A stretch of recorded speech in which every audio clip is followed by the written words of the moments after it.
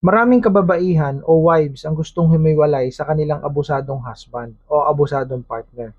Pero wala silang kakayanan na mabuhay mag-isa o buhayin ng kanilang anak dahil sa wala silang trabaho, wala silang negosyo, wala silang properties.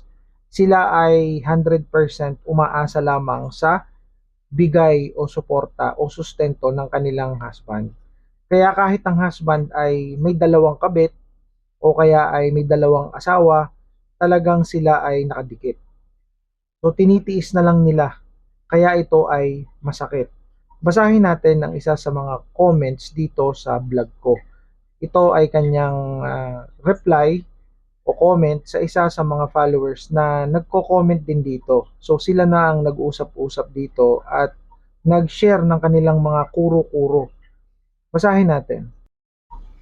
Sabi ni Libra kay elbsunfitness.ph, may asawa na hindi kaya humiwalay dahil nakaasa, no? Nakaasa at walang trabaho o walang trabaho. Masyadong mahirap ang buhay kaya tinatanggap na ganun ang ginagawa ng asawa.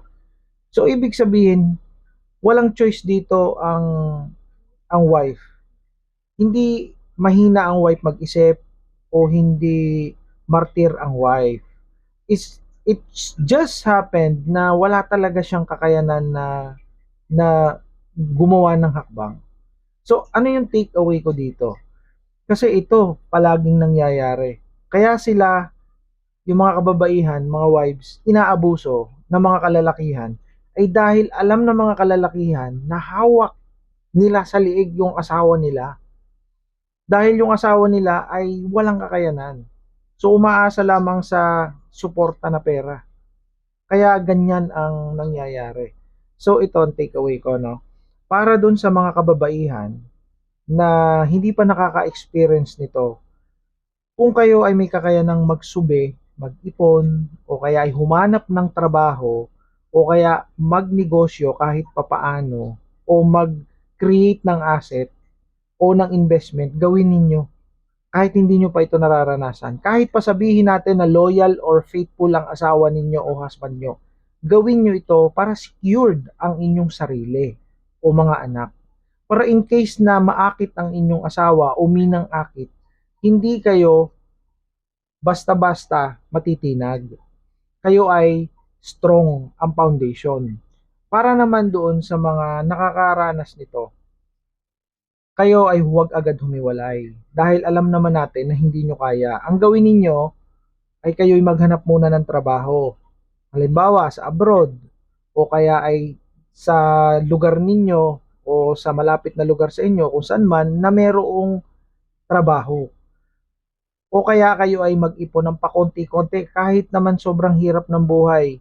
May mga pagkakataon na binibigyan tayo ng Diyos ng opportunities para magsubi kahit konti. So pakonti-konti.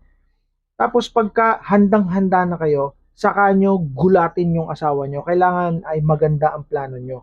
Kailangan ang plano nyo ay calculated. So meron kayong pera, meron kayong lilipatan, alam mo kung saan pupunta yung mga anak mo, alam mo kung pag nagkagulo, nagkahiwalay, alam mo ang gagawin mo. Alam mo ang batas, kailangan aralin mo din.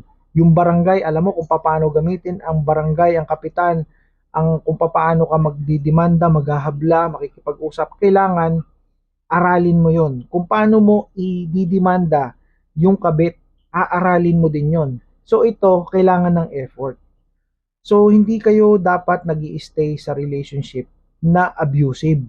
Mahalin nyo ang sarili nyo. Ayusin ninyo ang kalagayan ninyo. Dahan-dahan, pagplanuhan ninyo. Dahil importante ang mental health. Importante ang well-being ng mga kababaihan. Okay, so magandang umaga po. This is Nurse Ultimatum again. See you in my next vlog. Bye for now.